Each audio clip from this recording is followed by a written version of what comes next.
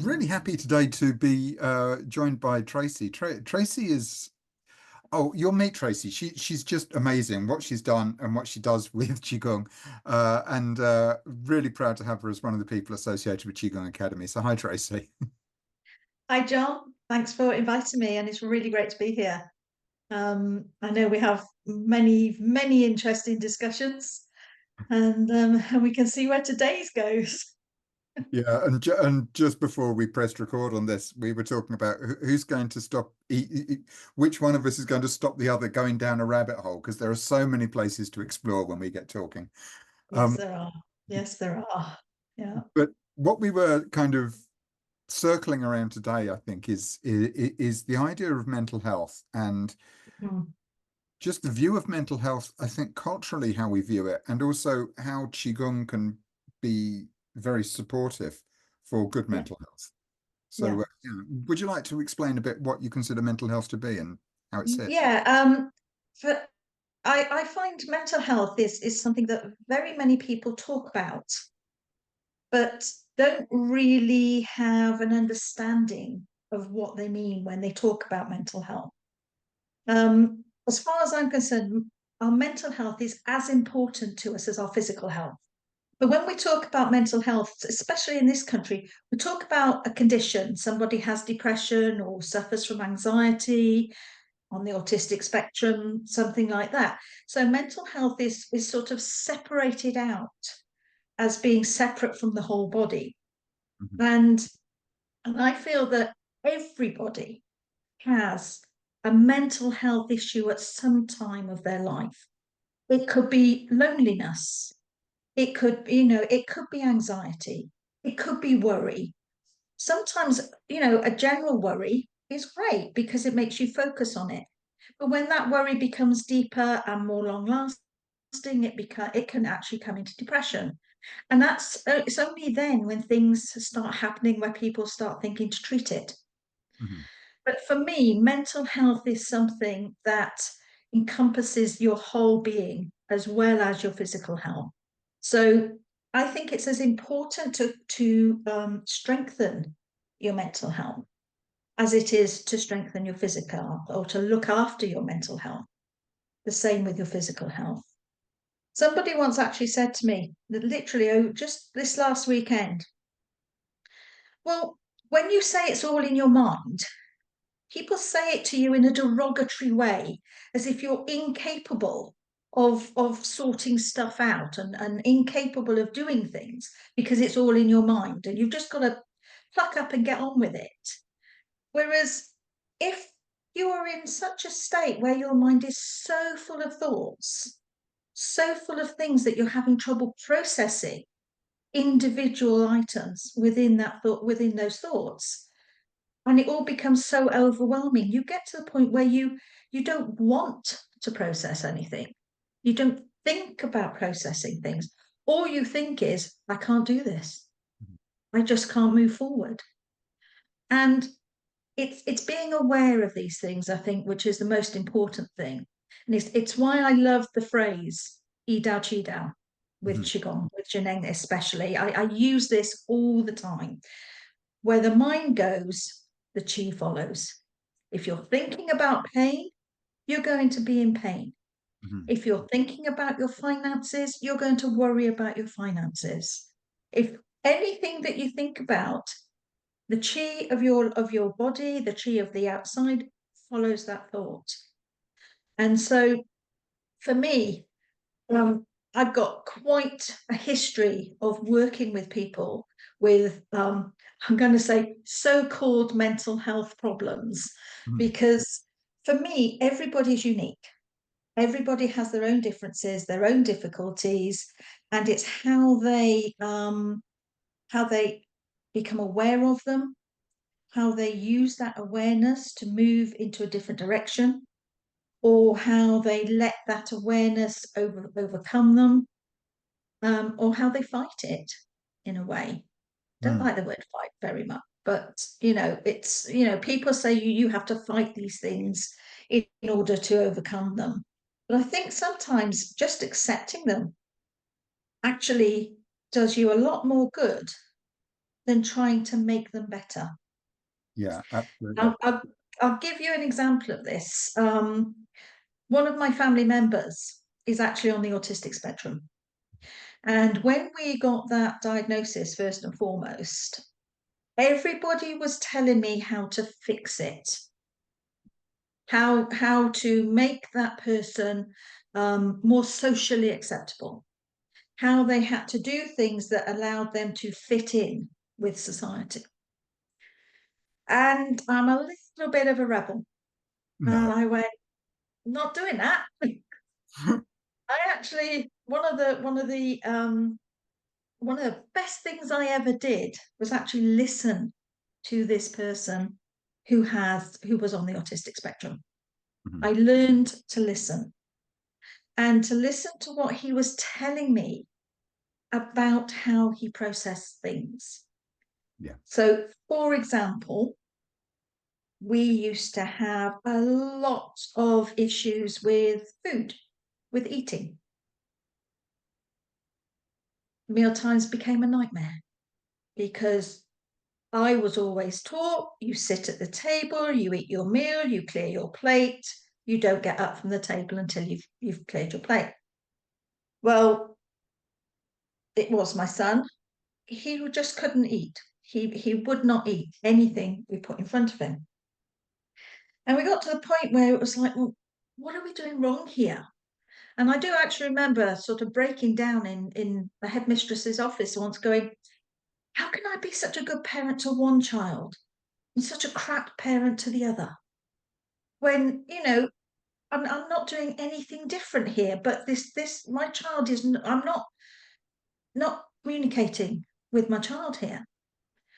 So when we got this diagnosis of autism, and I started researching it and researching Asperger's specifically, and we looked at coping techniques, what the thought processes were, the difference between short-term memory and long-term memory, Mhm. and how you say something to somebody, and within 5 minutes they have completely forgotten. It's just not there in their head anymore. They've been distracted by something else.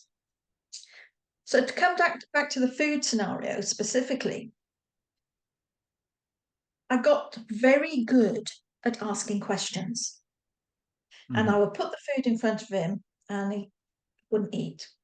And I'd say, what is wrong with your food? I can't eat it. Okay. What about it is stopping you from eating it? I don't like the taste of it in my mouth. Okay. All right. Well, let's take this item of food away and put the rest of it on. And how are we now? No, can't eat it. Why not?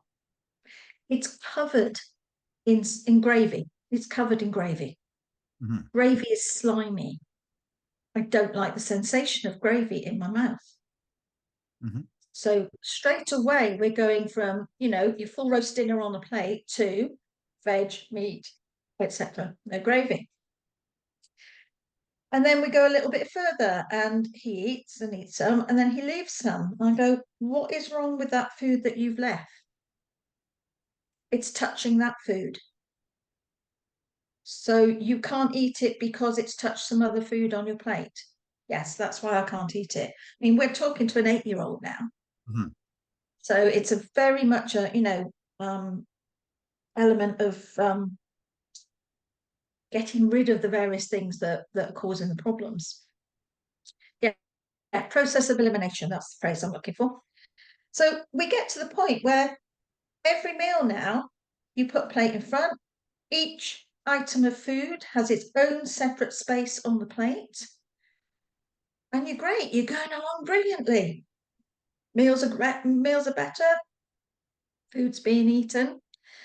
And then you come along the next day, a week later, 2 weeks later, and you put something in front and he just sits there and doesn't eat. What's wrong with your food? Nothing. Okay, what's stopping you from eating it?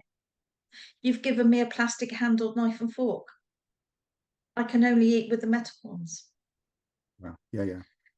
And that process of elimination especially for somebody on the autistic spectrum, is almost paramount to understanding their thought processes. Yeah. It took us quite a while with my son, and the overload of emotions was such that he would kick off, throw things, um, hit things, hit people, me especially. So I was usually the one trying to stop him. Um, and you realize when you start researching something like this that there are so many factors Mm. to somebody's psyche that determines how they can cope with various things that are happening. Yeah. And this isn't just the case for people on the spectrum. This is a case for everybody. So Absolutely. it's not something that is just specific to people on the spectrum. Everybody has these things in their life that affect them in such a way that they cannot cope with them, or that their emotional processes are overloaded and they can't move forward from that place. We talk about the stages of grief, the anger, the denial, the acceptance, etc. These are all mental processes. And every single person goes through these processes most of them at some point during their life. Yeah. And this is why, for me, mental health isn't just something that needs to be targeted. It's not a symptom that needs to be fixed. It's something that people need to um, be aware of, have knowledge of how it's affecting them, Mhm. first and foremost, and then have choices about how they deal with it, how they move forward from that point.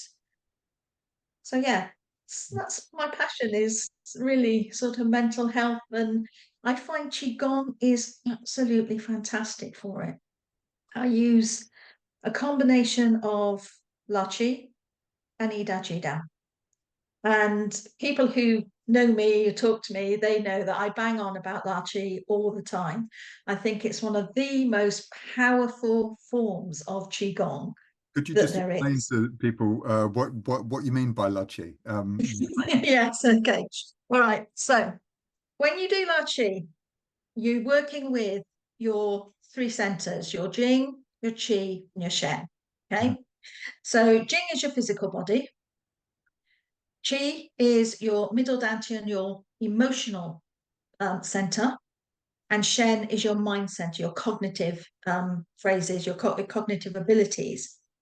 So when I'm working with La Chi, I always work with all three together, because I think if you don't, you end up with an imbalance. Mhm.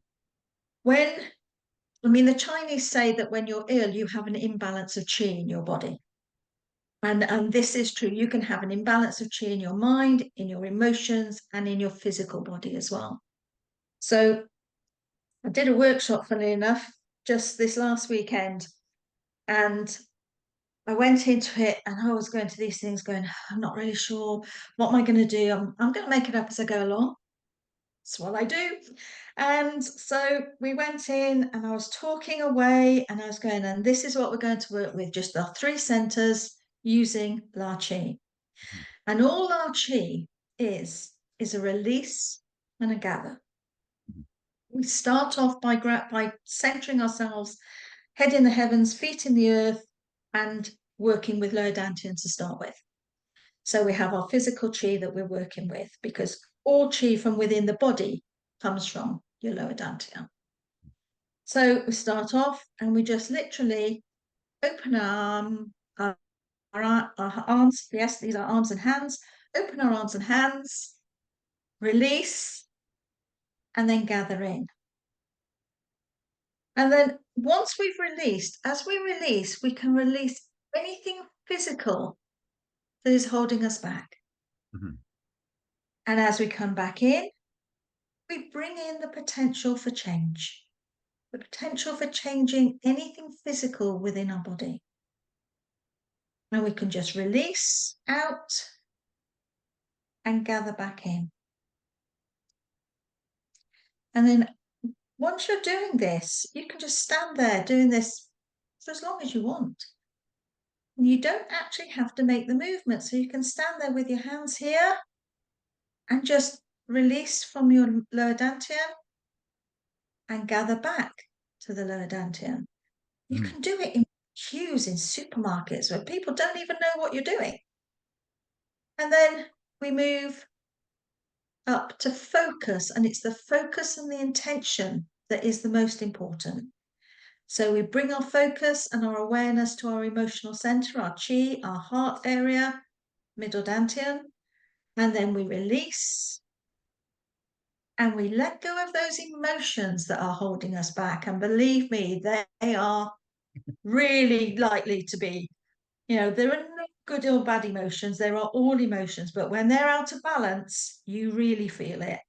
Mhm. So when you gather back in, gather back in that potential for balance, that potential to reorganize your emotions in a way that is helping you and balancing you.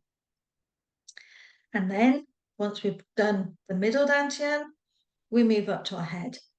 And I love this because one of the sentences that I use here is, has anybody got a head full of thoughts here? Is anybody so overwhelmed? Is their head so busy it just doesn't shut up? Because mine doesn't. It really doesn't. You can see I'm not doing La Chi while I'm talking to you. It's like, and then you get the release out, just let go of all of your thoughts. And that is so freeing. Mhm. And then you gather back into your head, empty space with no thoughts, none worth following. And you release them all out again. And you gather back in empty space so that when those thoughts start coming back, they can reorganize themselves and you can control them. And Mhm. you just keep doing that for as long as you like. And again, I can bring my hands down to my side, but I can keep my focus in my shen, in my head, and just release and gather. And Mm. that's how I use La Chi. And I do it in the morning before I get out of bed in the morning. I do it at night before I go to sleep. And any other opportunity that I get during, during the day where I'm feeling, a bit stressed, got to go from one place to another, don't know what I'm doing, 5 minutes La Chi, and I can calm myself down and move forward. Yeah. There's Yeah. a lot of the things in our head we don't need to think about at that moment in time. Absolutely, absolutely. I'm going to butt in because there's all kinds of things that are coming up from this. And Yeah. I think one of the things for me, and it kind of was a question that arose when you first started talking, and then Mm-hmm. it's kind of just stayed there for the whole time. So we've Mm-hmm. spoken about mental health. Mm-hmm. Um, and I think one of the things that you're really talking about here is that there isn't a single defined level of mental health. Everybody's perception of being mentally healthy is going to Yeah. be different. With that, Yes. and so somebody who is on the autistic spectrum will have Mm-hmm. a different relationship with mental health, Yeah. depending on, I don't like the idea of where they are on the spectrum, but everybody's idea is going to be different, isn't it? Yes. Absolutely. Uh, Absolutely. Because somebody with depression is going to have a completely different attitude towards their mental health than somebody on the autistic spectrum. yeah. You know, Mm. and this is why I like talking therapies. I think they work quite well for people who have issues that they want to work through. Mhm. But the other thing about mental health, John, is the cause. The Mhm. cause of somebody's feelings, if you like. And I'm trying to think of the best way to explain this. Let's take something as simple and as complicated as a headache. Mhm. The headache is a symptom of a problem. Okay. That symptom could have any number of causes. And as a result, something that I do as a health coach is looking at causality, looking at the cause of a problem rather than looking at the symptom of a problem. So when somebody comes to me and says, I get migraines or I get, I get these bad headaches or whatever, just looking at headaches, what I want to do is go back through their family history, through their health history, through their lifestyle. It can be things like what they've been eating. I mean, we all know we get a headache if we drink too much, and the next morning we've got a headache. We all know we can get a headache from dehydration, from not drinking enough water. So those are very physical reasons why you've got a headache at this point at this time. But sometimes the causes and the reasons can be so deep within your mind. They Mhm. can be trauma that's happened to you way, way back in your childhood. Trauma that has never been acknowledged or accepted, or you've even really been aware of. And you can find that a lot of these issues, once you become aware of them, once you actually free your mind to give it the chance, give it the space, give it the time to reassess itself, reform, then you can start to find these things coming out. I mean, I'll give you a personal example of this.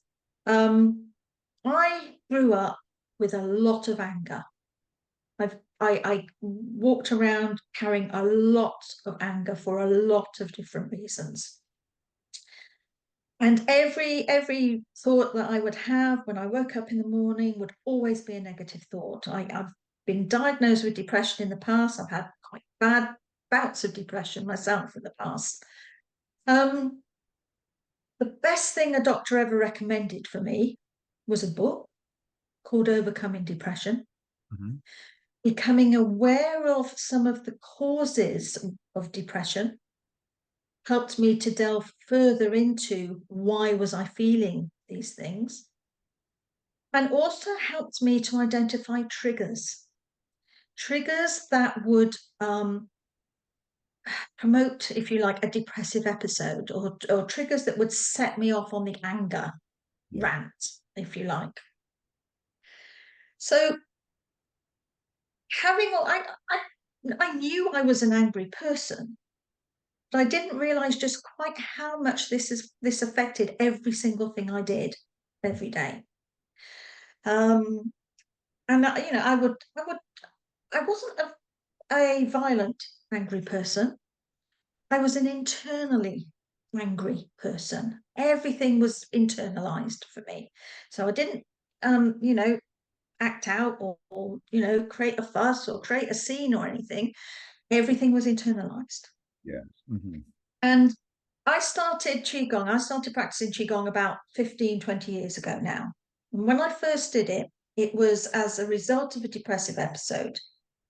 But it was more, I went into it more from a physical point of view. So I did Qigongs to assist me physically. Mhm. And I got more mobility, I got more flexibility. It was great. It worked great for me. And I'd actually found an exercise I could do every day. I enjoyed doing. As I got further and further into my practice of Qigong, and I've had bouts where I've stopped and bouts where I've gone back to it, but I never considered it as being, you know, I never even considered my own mental health really, apart from the fact that I was diagnosed as depression Mhm. or with depression. And then when I started doing Jinen and I started doing La Chi, and I started to understand these underpinning philosophies of Ida Chidan, Mhm.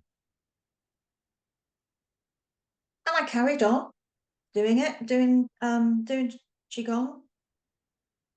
And now one day I realised I'd lost my anger. And I hadn't tried to lose it. I hadn't gone, oh, I know I'm an angry person. I'm going to stop losing it. I'm going to get rid of it. I'm going to stop being angry. I suddenly realised that all the things that made me angry no longer did. Mhm. And that I could think of these things, what I would call my triggers. I could think of these things And it was just there. It was just a thought that I could let go. Yeah. And I didn't have to follow it. And I didn't have to assign that same narrative to it that I'd always had before. Yeah. So, so yeah, and I'd completely forgotten your question. I, Did I I answer it? I'm not sure. I'm not sure. I was kind of talking about the sort of different ideas of health that each person would have. And actually, one of the things that you've said on multiple occasions here is around awareness. And Yes. um, and what you've just spoken to so eloquently for me is that awareness is something that needs to be held in a certain way. So, Yeah. so your initial experience reading the book was the awareness of the triggers. Yes. Um, but then the awareness of the triggers helps you to understand where it comes from. Yeah. But then the awareness that you've developed through your practice Mm, has helped you let go of it. And these are two different exactly. types of awareness that It- we're talking about. yeah. Um, Yeah. and I think that's really interesting. And one of the other bits that was sitting for me was this idea of everybody's idea of health is going to be different. Yeah. So therefore, everybody's idea of healing is going to be different. Absolutely. Everybody's idea of well-being is going to be Yeah. different. Looking Yeah. at well-being as the way to maintain what we perceive to be a healthy balance. Um, Yeah. and I think mental well-being is something that is so massively important, Yeah. And um, massively underrated as well. massively underrated. And I think that's really what you're Yeah. talking about, because there's the healing bit, which is trying to get back to a place of health, Yeah. which all too often is an imposition of balance from Yeah. society. This is what we Yeah. expect. Yeah. Oh, expectations were a big trigger for me. You Mhm, know, I spent a lot of my life trying to live up to the expectations of other people and the expectations that they put on me. And one of the things I say quite often to people is I woke up when I was 40 years old. mm, I woke up and realized that I didn't have to be the person everybody was expecting me to be. And that was so freeing because, I woke up and I rebelled.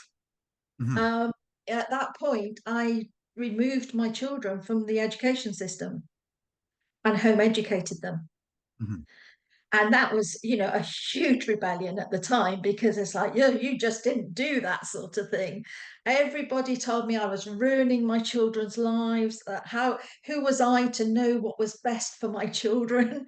you know, um, and I went, I'm doing this. We are going to do this. And we had such a fantastic time as a result of the home education. We traveled the country, we traveled Europe, we met so many diverse people. And this is the thing now. I mean, when my son was diagnosed, it was Asperger's. It's gone through to be autistic spectrum disorder. Mhm. And now we're moving into neurodiversity. And all of these things are relatively the same. They're just different labels. Yeah, And every single individual you meet will have their own challenges. yeah, And trying to fix those things, yeah. why bother? Accept them, be aware of them, accept them, make them into a strength if at all possible. Mm, It's something, like I say, everybody with massage trying to fix him. And I went, he doesn't need to be fixed. no, He just needs to be understood. He has his own strengths and his own weaknesses, just like everybody else. But when you can understand somebody and understand where they're coming from, well, and show them some empathy, because that's sadly lacking in a lot of society, I must say. Then you've got a grounding to move forward on. You've yeah, got an understanding and an awareness that you can use, and then you can find an intention from that, and then you can focus your chi. And then when your mind goes, your chi will definitely follow. yeah, yeah. So, so yeah.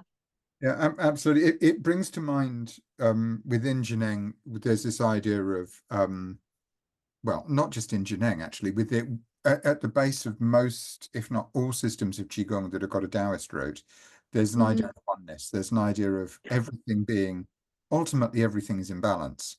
Yes. But that diversity that you're talking about, it needs to be looked at as part of the balance. It isn't about, Everybody's balance is different, yeah. isn't it? And Yeah. as society, we need to have difference. Mm. Without difference, Yeah. all we have is conformity, and conformity Yes. doesn't get you anywhere. No, Difference, not at all. that The ability. most interesting people I've spoken are the nonconformists. Yeah. I mean, I was told by a kindergarten teacher about my son when he was 2.5 years old. She actually turned to me and says, he's a nonconformist. Mhm. When we want to be when everybody's supposed to be sat on the mat reading a story, he wants to be drawing his picture. As far as he was concerned, he hadn't finished his picture. So he needed to finish it before he could go and sit on the mat. Yeah. But he was labeled from the age of 2. Yeah. Yeah. And yeah, we get to the point where I know a lot of people who won't go for diagnoses of things like ASD or anxiety or whatever because they don't want that label. They say it's who I am. This is me. Mm. You've got to meet me on a level that I can meet you with. It's this is such a can of worms, but it's such an interesting piece because um I recorded a piece around neurodiversity with Santana elsewhere on. Santana, yeah, yeah, but I work quite well with Santana. Yeah, we have a lot of very interesting conversations over. We're planning to work together on a couple of things as well. That would be amazing. But one of the things that kind of stuck with me after the conversation was looking back at my own personal experience and Mhm. if I had actually gone and been tested for certain Yeah. things, I'm pretty sure Mhm. that they would have given me a label of some sort. Yeah. Now, with my path through life, I'm not sure how helpful that label would have been Yeah. until this point that I go, it's just a label. It is. Yeah. And I think that there's a place that it's really helpful to have that understanding of what's going on, but there's also Mhm. a place that it's really self-limiting. Yeah. And Absolutely. whether that's the right Absolutely. thing for you, I think is really important. Yeah. Yeah. It's interesting because when we were going through this, the label was important Mm. because it opened up avenues of support, Yeah. which we had no access to other than that. With it being so much, I'll say so much more widespread. I think it's no more widespread now than it was in the past. I think it's just better understood now. Mm. Um, People have greater awareness of people's differences, and I think can be more opening and more welcoming um, with somebody who reacts slightly differently to what you say. Mm. Whereas, so nowadays, we find the label to be more detrimental than Yeah. actually helpful. And I think it's quite a difference between being a child and being an adult. Yeah. Because the other thing we found is that the minute a child gets to 18 and moves into adult services, there is no mental health support for them whatsoever. Wow. It was really quite significant that we'd gone through the pediatrician, the child mental health services, the physiotherapy, everything was available to us. We could access all sorts of different services. The minute he turned 18, there were none available. Yeah. And it wasn't through a lack of will, it was literally a lack of provision. Mhm. And I think, only now the NHS are starting to realise that if they had as much support for mental health services available, they would be having a lot less more complaints coming through their GP surgeries Yeah. because people would be able to access these And I know a lot of ours are self-referrals now. And having, I'm not going to say control, but when you've got something that you need to do, something really stupid like paperwork, and you know you've got to sit down, you've got to plow through a tax return or I don't know, an application for something, or even changing your car insurance. Mhm. The mental um, need, the mental capacity needed to get through that process can be really overwhelming for some people. Yeah. And you put it off, and you put it off, and you put it off until the absolute last minute when you've got to actually do it. And you do it as put as little effort into it as you can, because it's so overwhelmingly um, affecting your thought processes. It stops you from doing anything else. Mhm. And that's the thing I'm getting to, is that, you know, people who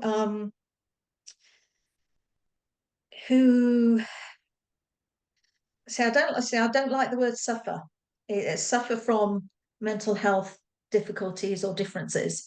Don't like the word suffer there. It's just some people get more overwhelmed by different things than others. For some people, doing their car insurance is really, really easy. And for some people, it's that really big mountainous task that they've got to get themselves over. Yeah. Yeah. No, You know, I think and suffer I is think, a fair word. I'm just going to pick up on something very quickly because you said earlier about migraine, and I was interested because I now experience migraine fit mm, not that regularly, but I used to suffer from it. yeah, And I think that there's suffer and experience are like slightly yeah, different ways of doing it. So yeah. would that be a helpful way of Yeah, an experience. Yeah, the way that you experience something. So you Mhm. experience the idea that I've got this task.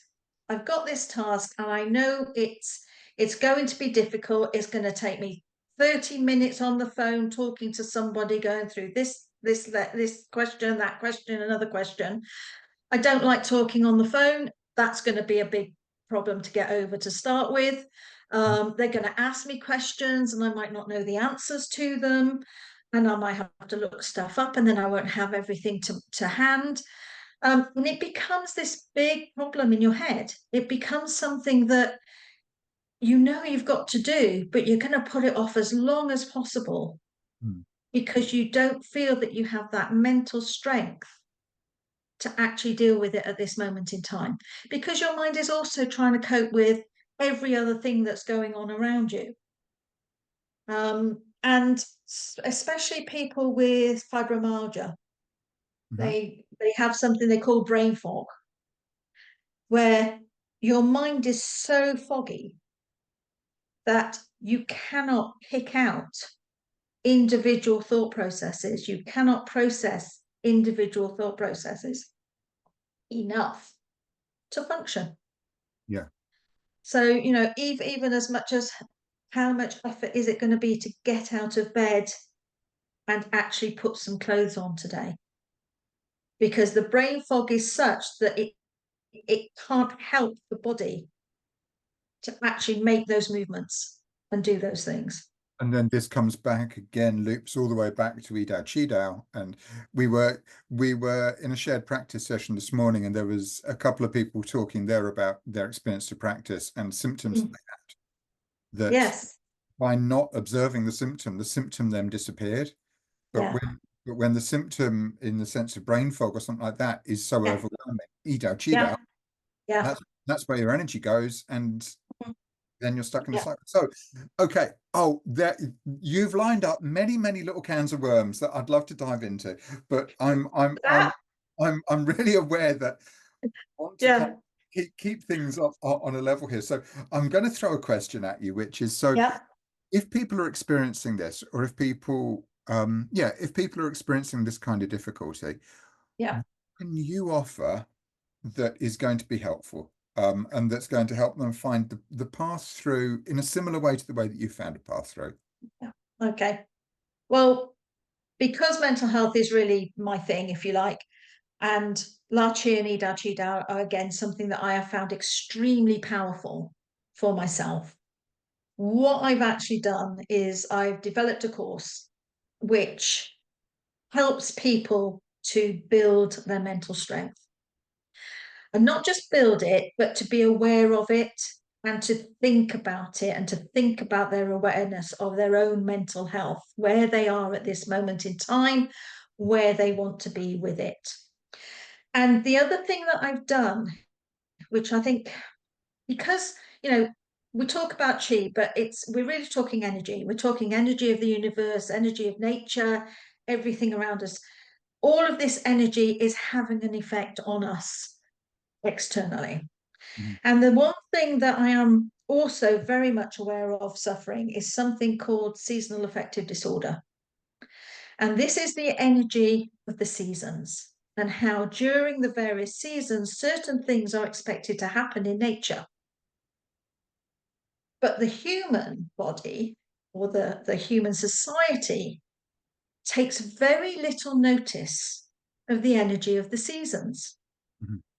So, for instance, when we're getting into winter and the nights are dark and it's cold, we're supposed to be hibernating. We're supposed to be building up our strength to deal with the spring when things start growing again. And our bodies are designed in that way to actually do those things, but we don't. We carry on working from 8 in the morning till 10 at night. And we put on our overhead fancy lights to help us do all that. And all of that also has an effect on our mental health.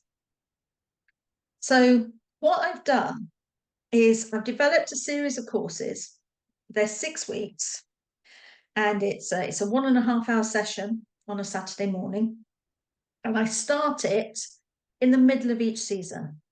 I'm going to get my list just so that I can say exactly what I've said to what's on my bits and pieces. So we start with Samhain, which is November the 1st.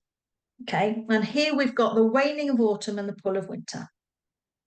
So the way I've designed it is that during this course, we focus our chi on reflection and building mental strength. Okay, and we examine our current state of mind. We identify areas where strength is needed, and we use our awareness and intention to build that strength. Mhm. And we do that. I give a 20-minute, 30-minute presentation on one aspect of mental health, like seasonal affective disorder. I'll ask a few very general questions during that and ask people to make some notes. So I'm asking people to bring along like an A5 notebook so that they can actually pen some notes into it. And I'm just going to ask them about things. For example, for seasonal affective disorder, how do you feel in the darkest months of the year? How does that make you feel physically and mentally? Are you more prone to depressive thoughts during that time? Do you really love that time? Do you enjoy Christmas? Is Christmas a stressful time for you? Mhm. Or is it a really relaxed and loving and family and everybody gets together time? And I just want you to put those thoughts down on a piece of paper. And then we're going to sit with them for a couple of minutes or so. And then what we do is we go into a Qigong practice. And that Qigong practice is primarily La Chi. Mhm. With we'll have an opening, a bit of disruption, some consolidation, and then a close throughout that practice. But during that practice, we will use our awareness of what we've written down and a focus of where we'd like to go with that. And the intention of building our strength, our mental strengths more specifically, but obviously it's going to be whole body strength. Mhm. It's going to be a whole body thing because it is a whole body practice. Yeah. You It, know, yeah. the awareness is on the mental, but it's actually going to be a whole body practice. And then we close it. And then afterwards, we will have the discussion and the question and answer session. Mhm. Because what I don't want to do is have the discussion and questions while I do the presentation, because I actually think that a lot of those questions will be answered during the practice. Yeah, yeah, that So makes complete afterwards, sense. yeah. And there are two key things about the course that I do want to make very clear. I'm not a mental health therapist. I am a coach. So Mhm. what I do is coach people to look at themselves. And then if something comes up, I can direct them into other avenues where they could get more help if they needed it. The second thing is I don't expect anybody on the course to share Mhm. or to ask questions at the end, because what they're going to look at and what they reflect on are going to be very personal. Yes. And some triggers may occur. And at no time will I expect them to share what they've got from the course or what has happened during the course with anybody else if they don't want to. Mhm.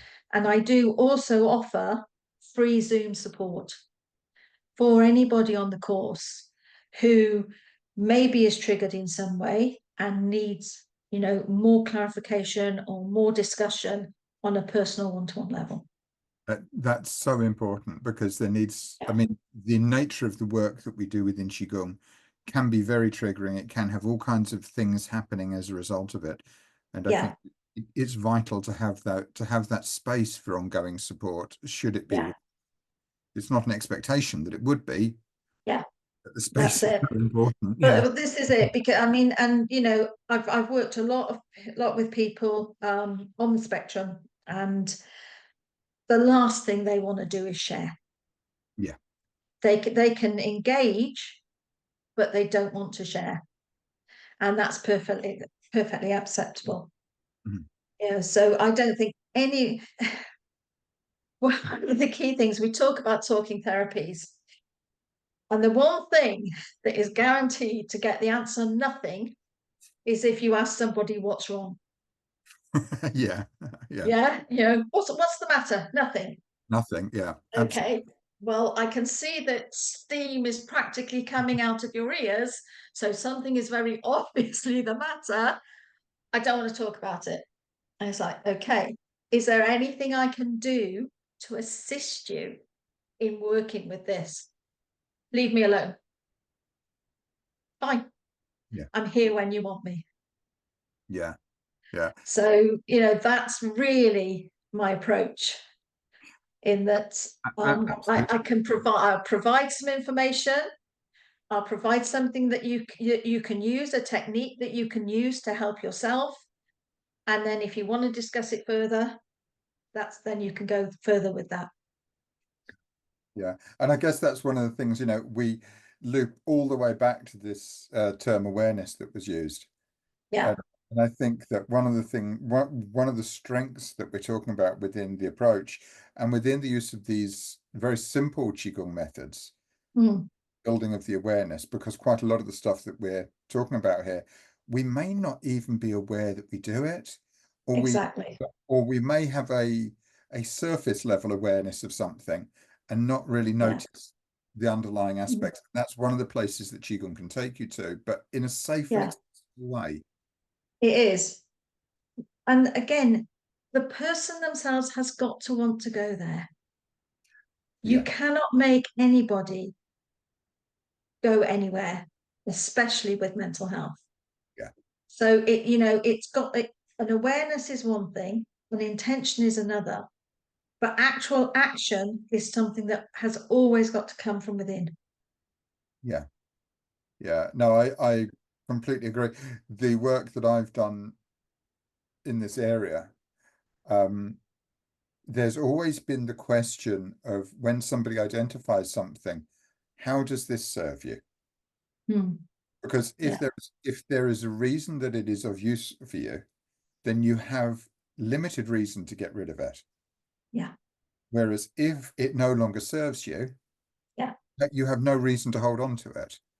And yeah, that is one of the most, to me, especially when we talk around mental health, that's one of the most key things yeah, that it's, how does it serve you? And, and yeah, and it isn't that question, but it is. that. No, no, and that's why I love La Chi so much, because you don't even have to acknowledge what it is that isn't serving you. You can literally just let go of anything Yeah, that isn't serving you. And you might not even know what it is, but the chi moving through your body will know. yeah, And that is when the real work happens. Because you might, like for me, I didn't know that it was anger that was stopping me from moving forwards. I didn't even acknowledge the fact that I was a very angry person until I became aware of it. yeah, And then it was like, well, do I need it? Is it doing me any good? And I could let go of it. But yeah. I wasn't aware that that's what I was doing until after it had happened. Very, very subtle, isn't it? Right. We've been talking for ages, and it's been an absolute treat. But I'd like to draw the conversation to a close at this point. Um, Knowing that there's many, many more conversations that we need to have on this subject. So if people want to find you, could you just point to where people can find you, whereabouts you are, and how I you. have a website. It's yourpurplelife.co.uk. So it's all one word, yourpurplelife.co.uk. And the actual course that we've been talking about today is on my courses and events page. As I said, it's a series of 4 courses.